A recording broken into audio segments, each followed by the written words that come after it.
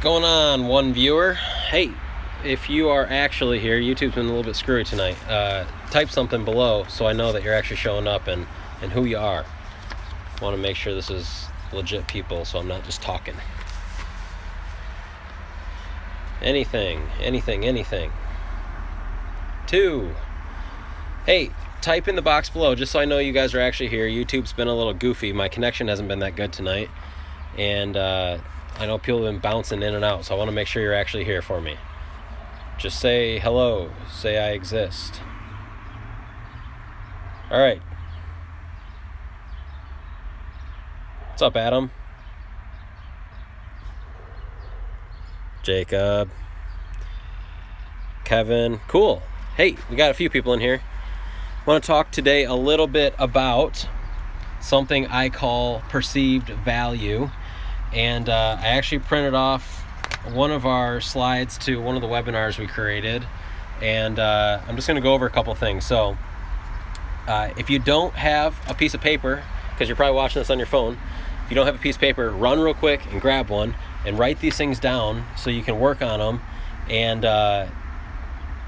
go from there. So first off, perceived value, I guess for me to sum it up, is things that customers see as valuable that aren't tangible, right? Like I'm not talking about giving them 10% off. I'm not talking about cutting prices or giving them gift cards. I'm talking about things that are built into your business as a system that people see valuable. So I'm gonna go through. I have about 10 things here.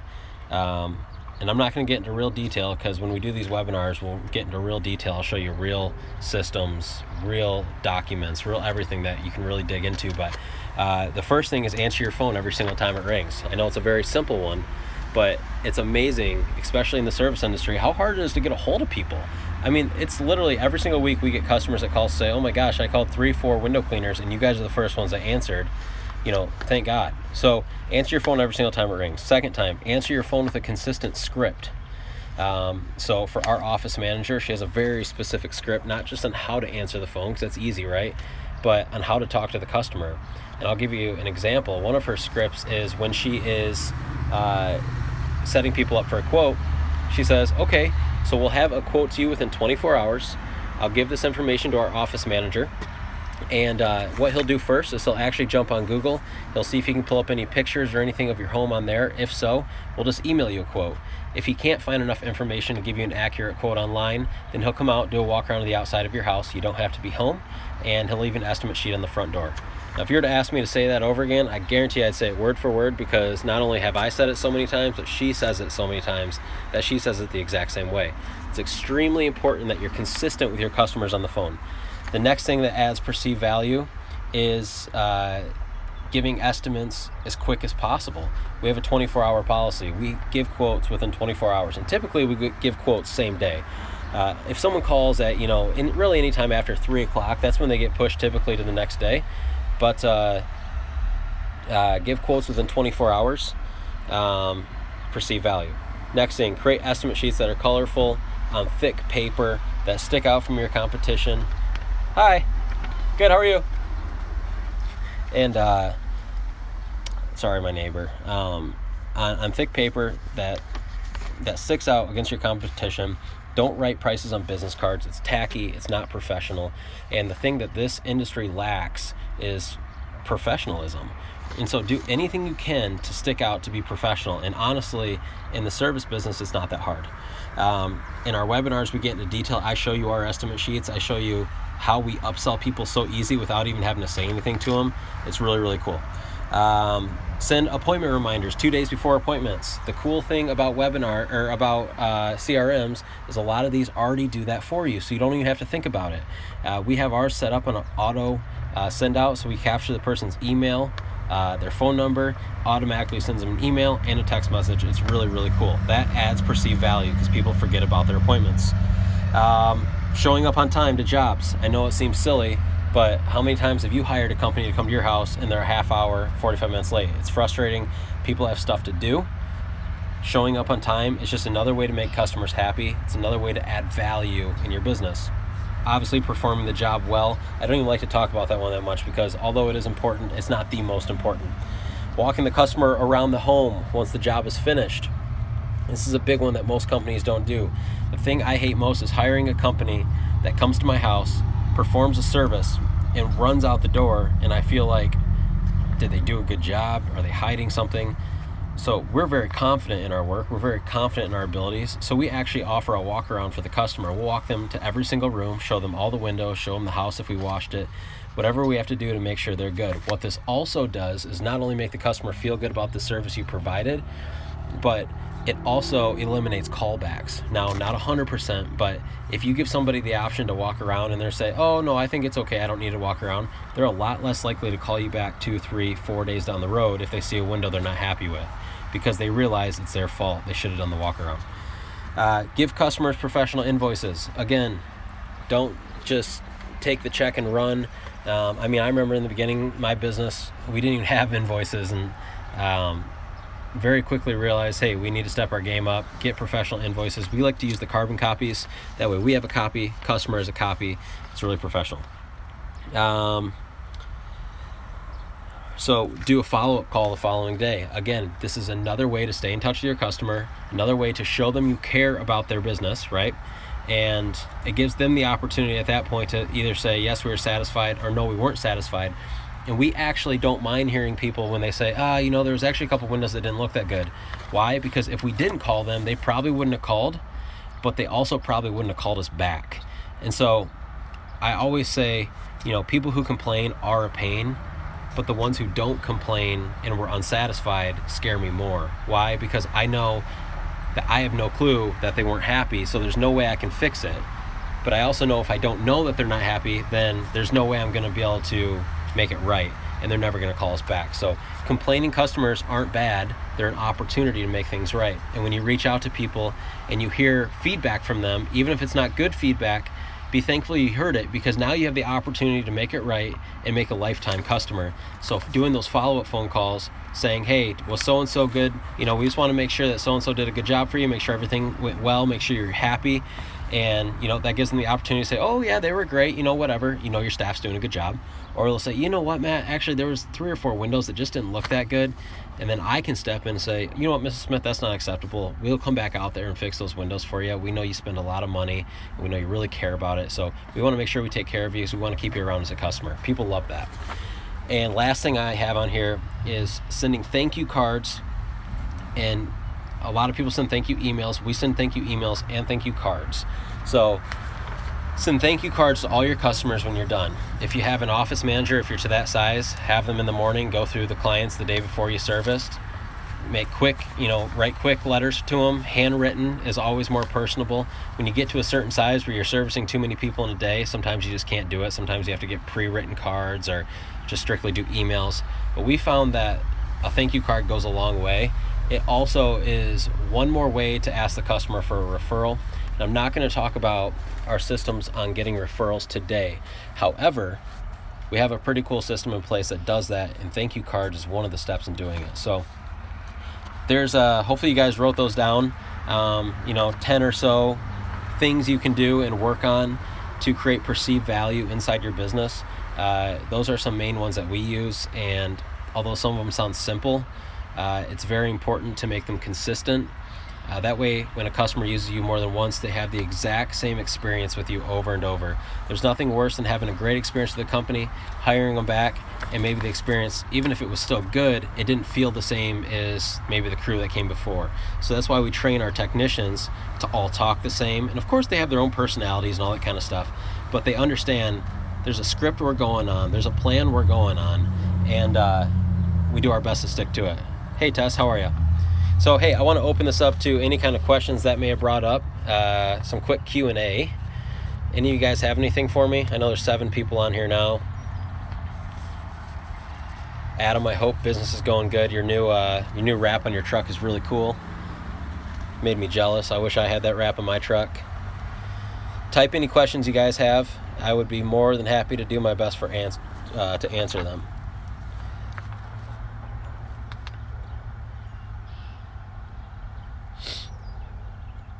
Anybody. And I'm pretty sure this thing's pretty lagged out, so I don't know if you guys type them and it takes a minute for them to pop up in my feed or what, but What is that? What does that logo say you have, Mr. Williams? I can't see it.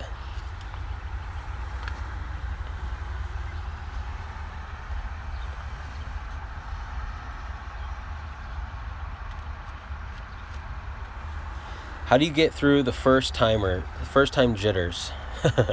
So I only have one answer to that, and it's not going to be super encouraging, Oscar, but the only way to get through it is to just do it. We did some stuff in the beginning where we got some houses that we just literally couldn't do. When you're a new business, and let's say you're in the window cleaning industry, I don't know what you do, but let's say you're not very good at ladders, or you're not comfortable on them, or maybe you're not super comfortable cleaning windows yet. Like, you can do it, but some houses you have to be semi-skilled to get to windows and standing on roofs and stuff like that. We learned very early on that there were some jobs we just couldn't do in the beginning. We really wanted to protect our brand and keep good reviews coming in and stuff like that. And so if a job was too big that we knew that there was just no way we could do a good job, we would typically pass that on to one of the bigger companies in the area. However, there is a point where you have to just really dig deep and figure it out, right? And so I would encourage you not to just pass up hard stuff. Like, only pass stuff up if you really cannot do it. So the only way to get rid of the jitters is just by going out there and doing it, man. Do as many as you can before you know it. It's going to feel like normal. What else you guys got? Squeegee magic.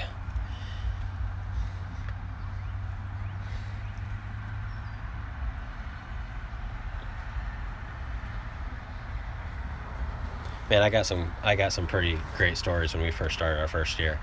Me and Jake didn't know how to house wash. We're learning how to do it on the fly. Some good stuff. What else you guys got for me? We'll do a couple more minutes here. If there's any other questions, fire them away, and I'll do my best to answer. It doesn't have to be what we talked about today. It can be about anything. Employees, buying businesses, selling businesses, anything. And thank you guys for sticking around and watching this. I appreciate it. I almost didn't do it because I got on here a little bit earlier, and there was like 2 people on, and like bounced off, bounced on, bounced off. So I logged out and logged back in. There was no people on, and then 6 people appeared out of nowhere. So I think sometimes YouTube's a little goofy. Anything else from you guys?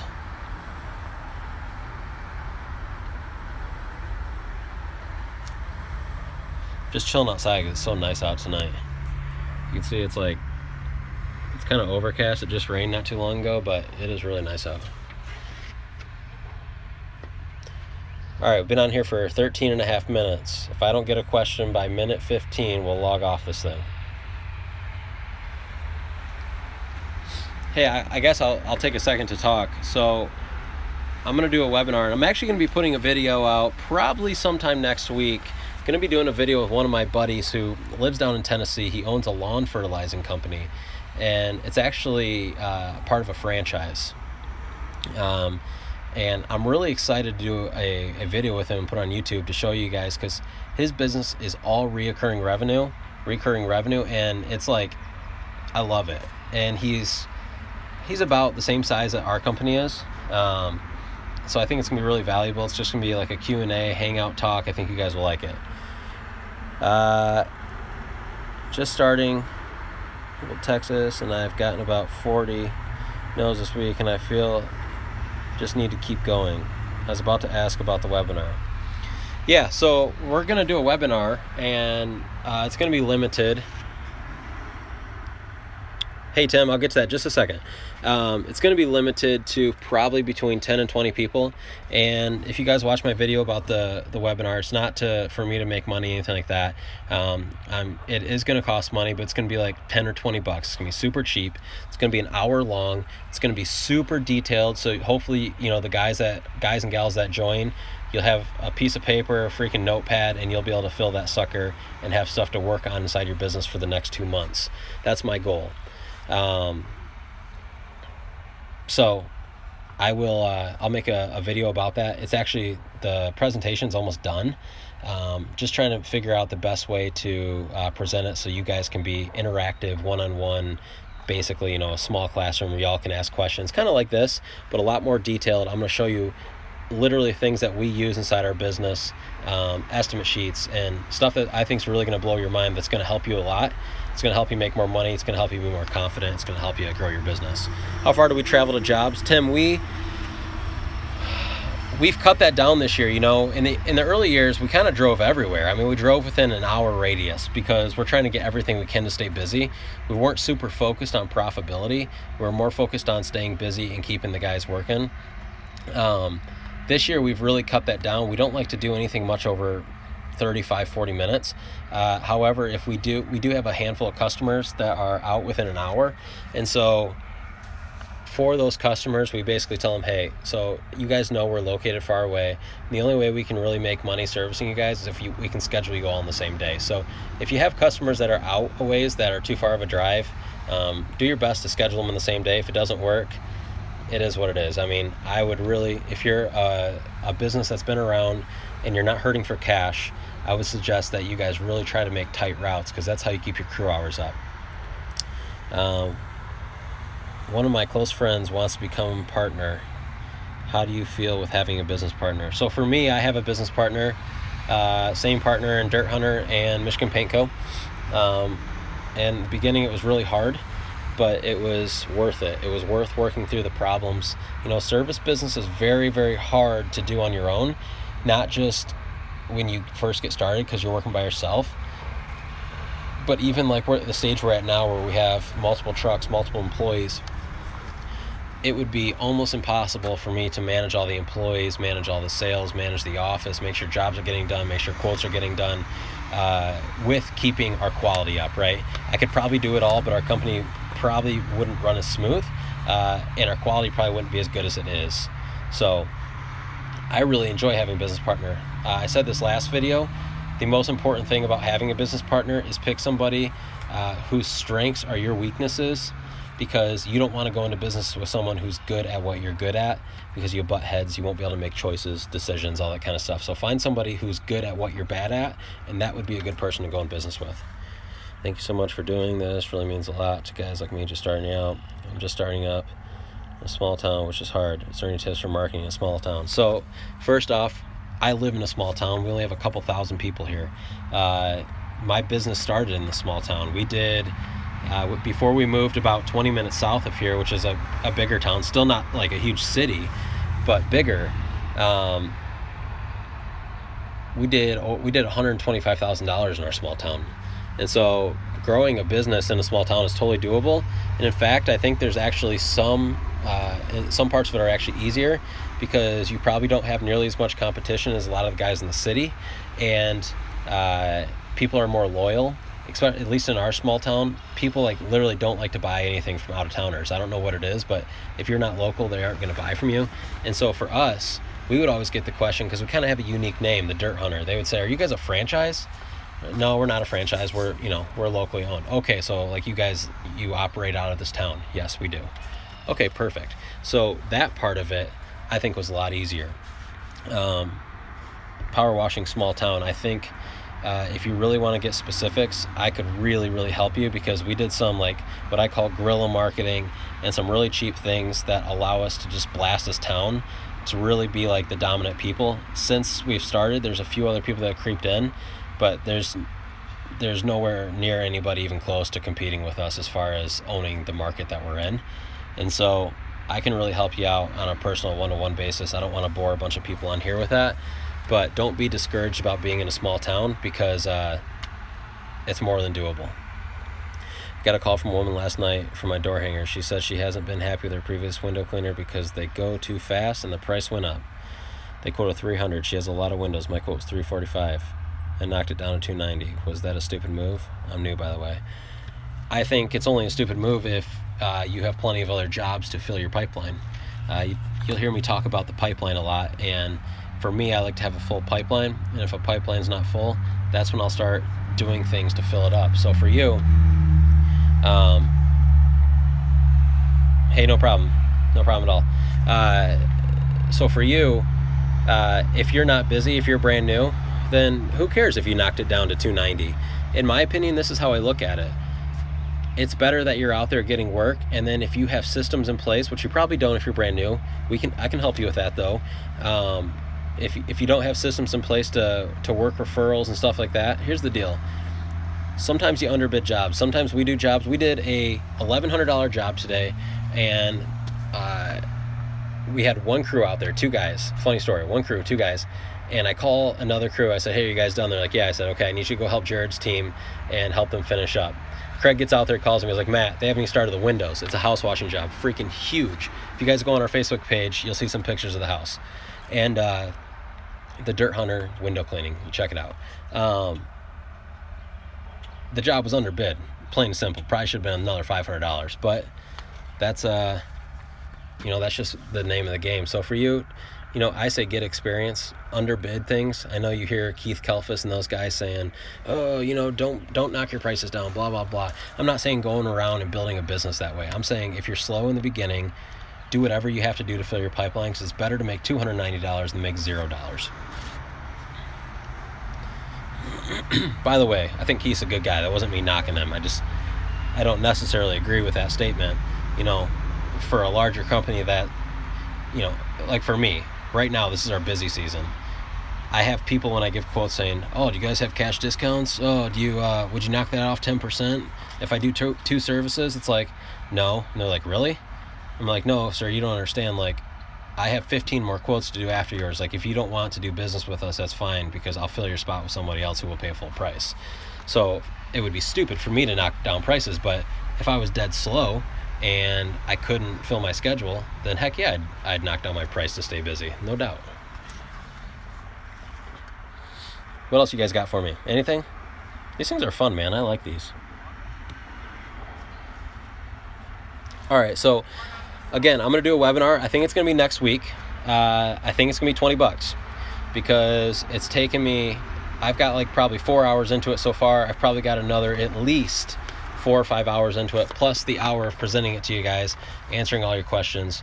And here's what I want to say. If you're like, oh, he's doing it to make money, dude, it's $20 and it's going to be like 10 or 20 people. I'm not making any money.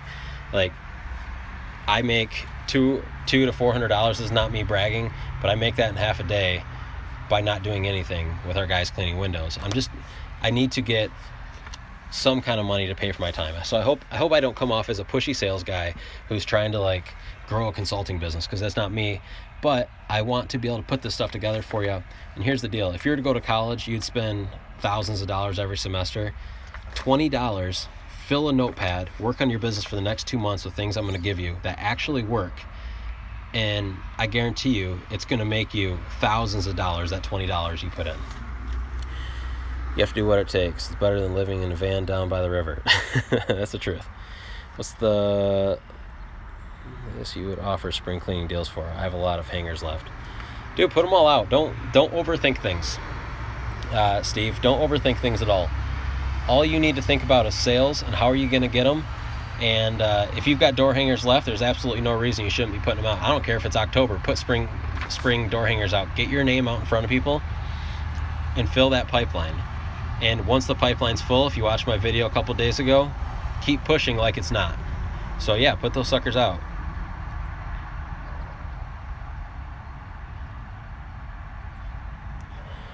No, I wouldn't charge much. I wouldn't charge any more than that. So, like I said, it's going to be a classroom type setting. You guys are going to be able to ask questions. It's probably going to be $15-20. It's going to be an hour long. I'm going to have probably 40 minutes of really detailed stuff you guys are going to get to take notes on, and hopefully, it all comes down to you. Hopefully you'll implement it in your business. That's on you. That's not on me. But the last 20 minutes will be Q&A, because there's going to be a lot of questions that get brought up throughout the conversation, and I want to be able to answer those. So if I were to have 50 people in there's no way I can answer your questions. So that's why I'm only going to do 10 to 20 people. That way it can be a more one-on-one type setting, and I think it'll be a lot more valuable to you. Sorry, there's people riding their bikes by. I get distracted easy. I think I have that ADHD thing people talk about.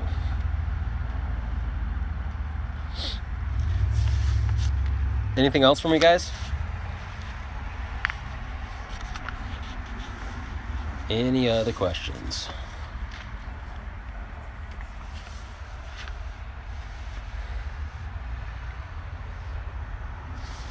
So for those of you that didn't make it, I apologize. You can probably go back and watch, but I read roughly 10 things off of this list. And yeah, exactly. A bird? 10 things off of this list that you can implement in your business very easily. These are very, very, very basic things. But if you didn't see them, go back and watch it and just start to kind of think about it and how you can implement these things in your business, because it's very important you do it now before you get big. Systems are very hard to create once you're large. They're much easier to create when you're small, but it feels silly when you're small because you're not busy, you don't have staff, but it's very important that you start now rather than later. Do you go on jobs anymore and clean windows? So actually that big $1,100 job today I showed up to and busted it out with them because they're running behind and they had one more job to go to after that. So do I do it every day? No. I mean, to be honest, I probably clean windows like, and this is not me like bragging, but not very often, like at all. But when things have to get done, dude, I'm not below anything, or I'm not above anything, you know what I mean? I'll get up there, I'll clean a gutter, I'll wash a house, I'll clean a window, whatever it takes to get done. And what that also does, that increases employee morale. They see their boss out there busting his back with them because they need help. On hard days, they'll remember that and they'll work harder for you. So yeah, no, I go out there and do it every now and then, but we've really got to a point where our roles have kind of got off the truck, so I'm not on the truck a whole lot.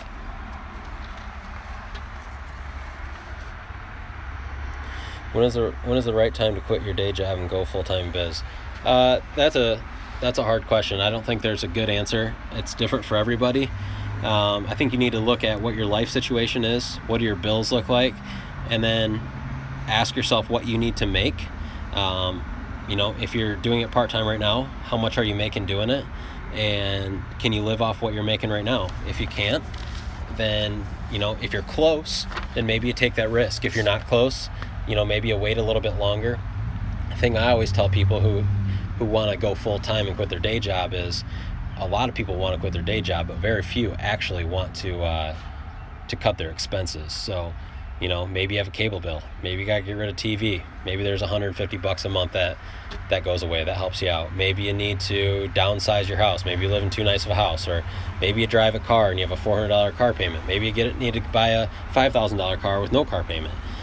So those are all personal things you need to kind of figure out yourself. And there's always going to be a little bit of a risk, and there's always going to be that uneasy feeling in the beginning, but you want to be smart when you do it. I'm not the kind of guy that says go quit your job and just go for it.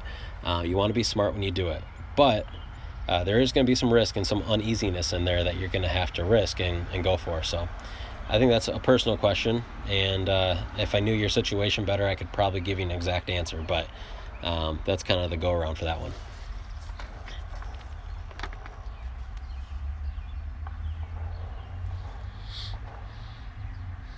Anything else, guys? 28 minutes in. I will take one or two more questions, and then I'm going to jump off this thing and go hang out with my wife, prepare for tomorrow. We're like scrambling right now to get everything done. It's a busy time of year. The weather here has been really crappy. Like, it rained the second half of today. Last week it rained a ton, so we got set back, and we're scheduled almost 4 weeks out right now. And it's like, if it rains one day, like today, our last job, they had us clean the inside windows, but we didn't do the outsides because it was raining. It's like, I can't reschedule you for 4 weeks. So we're just kind of scrambling, trying to get people done sooner. What did it cost you to start up your business? I started actually as a carpet cleaning business, so I think I had I bought really cheap carpet cleaning equipment. It wasn't much. Like, I had such little money that my truck, I went and got a lease because I couldn't afford to buy something, and it was either a $0 down lease or it was like $100 down. It was like super cheap, and my car payment was like $336. And I just remember that when I got that truck, I said, I need to figure out how to make $336 within 30 days from now. And so it kind of put my back up against the wall. I still lived at home with my mom, and so I had that going for me a little bit, but I had other bills, phones, and all that kind of crap. but I didn't put a ton of money into it in the beginning.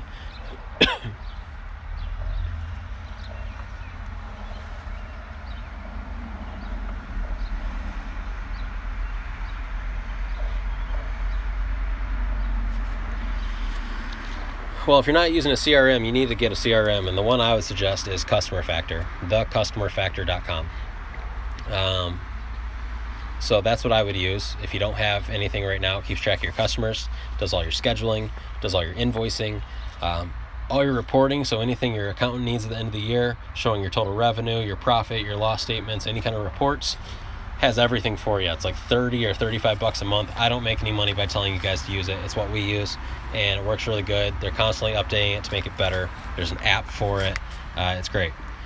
If you're talking about recurring customers, as far as like payments go, like we keep track of all of our recurring customers in Customer Factor, but as far as payments go, we use a company called WorldPay that automatically auto charges their card every month. So that's what we use. All right, guys, one more question and I'm off this thing. My phone's got like 10% battery.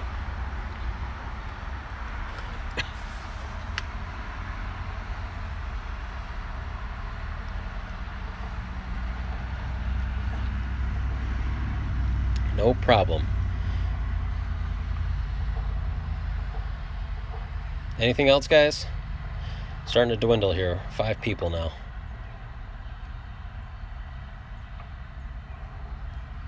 Give it 30 more seconds. If not, we're logging off this sucker.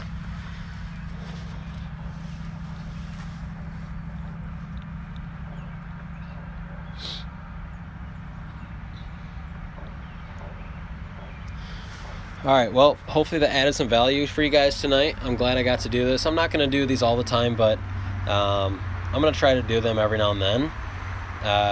But one last time, where you're going to get the real value is the webinar we do. And I don't know how often I'll do those either. Might be once a month, might be twice a month, but it's going to always be cheap. It's always going to be small classes. And that's where I can really dig into your business and go from there. So thank you guys for watching. You're awesome. I have really cool followers. I enjoy helping you. And I'm sorry if I don't get back to some of you guys via email or phone call. I actually had a guy call me today in my area. He's a one-man show. Called my office. I wasn't in there. And Kenna came in. Kenna's like, some guy called you, said he found you on YouTube. It's just kind of funny. But I can't help everybody, but I will always do my best to respond to you guys and do what I can. So thank you guys for watching. As always, take care. Tomorrow is a new day. Go out there, hustle, get it done, and we'll see you guys soon.